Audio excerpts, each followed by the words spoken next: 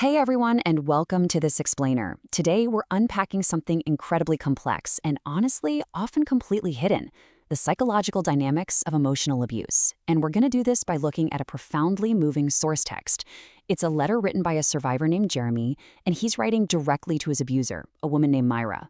Now, this isn't just some personal letter. We're treating it as a raw, unfiltered case study that really shines a bright light on how family trauma operates behind closed doors. To really grasp the gravity of what we're looking at today, I want you to consider this devastating realization from Jeremy. He writes, "I learned from you was that children are tools for adults to abuse." Just let that sink in for a second. It is a heartbreaking conclusion for any child to come to, but it hooks us right into the core of what we're talking about today. You see, this letter acts as a kind of vital blueprint. It shows us exactly how complex family trauma is built, how it's maintained over the years, and ultimately how a survivor can actually begin to dismantle it. All right, let's dive right in. Section 1, a tragedy and a burden, the origin of the resentment. So the context here starts with an absolute tragedy, the sudden murder-suicide of Jeremy's parents. Following that horrific event, Myra took Jeremy and his brother in. But here's the thing, she openly and constantly harbored deep resentment for doing it. I mean, she actually vocalized to these grieving kids that her retirement years were ruined. She complained that she had to raise boys instead of just relaxing, and that she was supposed to be in her golden years, only enjoying her grandbabies. And worst of all, she continually reminded the boys that her unhappiness was entirely their fault. What's truly tragic about this dynamic is how it forces a massive transfer of emotional weight. These messages force developing, highly traumatized children to shoulder the burden of an adult's lost retirement. It completely set the foundation for the abuse that followed. Section 2, the anatomy of scapegoating, misdirected anger and double standards. It's all you boys' fault. Let that harrowing accusation just land heavily for a moment. Myra actually weaponized Jeremy's physical resemblance to his deceased father to project her own extreme bitterness right onto him. She continuously blamed the kids for the actions of a dead man she hated. And this wasn't just some occasional frustration, you know? It was a systematic, relentless assignment of blame onto innocent kids who had absolutely zero control over the tragedy that landed them in her house in the first place. This situation brilliantly, or maybe I should say tragically, illustrates a core psychological mechanism: psychological scapegoating. Basically, this is the act of unfairly blaming an individual or a group for circumstances that are entirely out of their control. Myra used Jeremy and his brother as convenient objects to just absorb all her unresolved anger and grievances.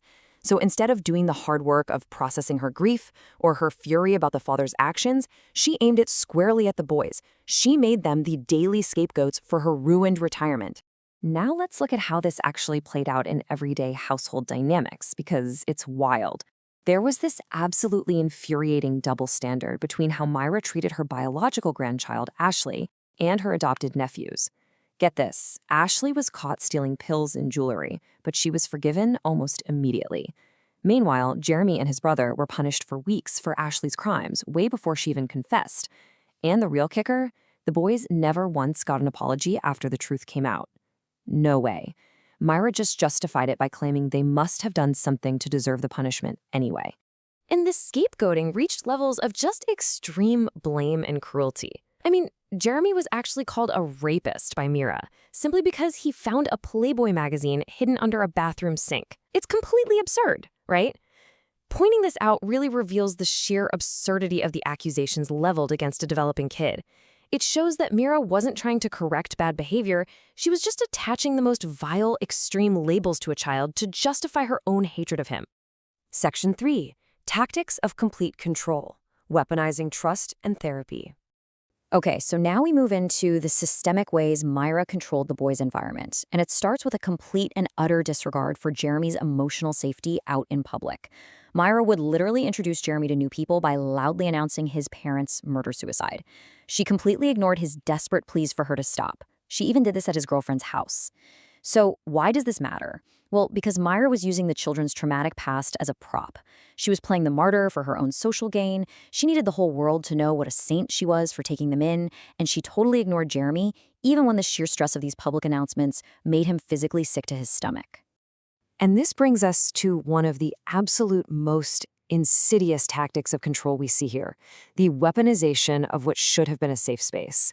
It's like a twisted playbook. Step 1. Jeremy, who's genuinely trying to heal, shares his feelings in a safe, private counseling session. Step 2. Mira uses her own private session to extract that exact information Jeremy shared in confidence. And Step 3.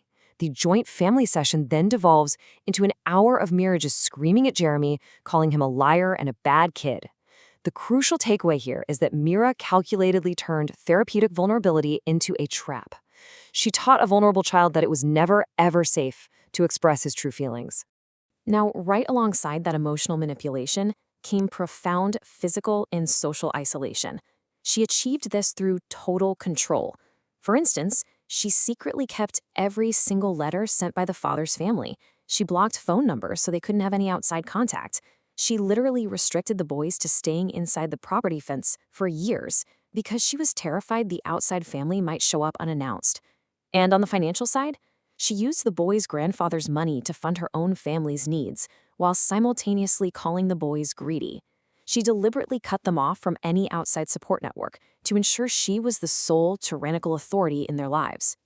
Section 4. The psychological toll. Internalizing the abuse. Let's talk about the devastating internal impact all these tactics of isolation and control had on Jeremy's developing mind. He writes of this time, "I was a broken little boy, struggling to feel anything, much less understand what was happening. I really want you to take that away from this. The constant screaming, the extreme blaming, the absolute lack of a loving baseline, it completely shattered his emotional foundation. When a child's environment is entirely defined by an adult's rage, their ability to process their own emotions just shuts down." Jeremy was effectively condemned to a dysfunctional hellscape of self-doubt, fear, and loathing. Think about the impossible bind he was in. He dreaded coming home from school because Mira's constant anger was just waiting for him. But he also dreaded going to school because he hadn't been taught basic socialization skills to connect with other kids. Wherever he went, he carried the screaming, angry voice of his abuser inside his head. There was literally no safe harbor for him, not in the physical world and not in his own mind. And this leads us directly to the concept of internalized abuse. This happens when the victim begins to genuinely believe the abuser's negative messages. It leads them to view themselves merely as, in Jeremy's words, a slave to everyone else's beliefs. Jeremy grew up believing this toxic, backward lie that children had zero authority over their own identities, but paradoxically, they held full, unyielding responsibility for the feelings and happiness of the adults around them. This is the tragic culmination of Mira's abuse. She made Jeremy the warden of his own psychological prison. Section 5. Breaking the cycle of trauma. Reclaiming the narrative. But this explainer doesn't end in that prison. Let's look at the incredibly powerful resolution we find in Jeremy's letter as an adult. He says, "I don't care what you think of me today, because I know that there was never a good and decent place I held in your heart." This is Jeremy's absolute rejection of Mira's false narrative. He is flat out refusing to keep striving for some impossible perfection just to appease the judgmental voice she planted in his head. And honestly, this is the crucial, monumental first step in taking his life back. Consider this profound central question Jeremy poses to his abuser. He asks, how could you hold children to a higher standard than you held adults to? I mean, talk about hitting the nail on the head. This perfectly encapsulates the core injustice of the emotional abuse he went through. Mira excused her own horrific behavior, her bitterness, and the literal crimes of her favored family members, all while demanding flawless compliance and emotional regulation from traumatized kids. It's a really powerful realization that shifts the blame entirely back where it belongs. So, healing from this, it isn't passive. It's really active, difficult work. We can actually look at his journey as a sort of roadmap for recovery.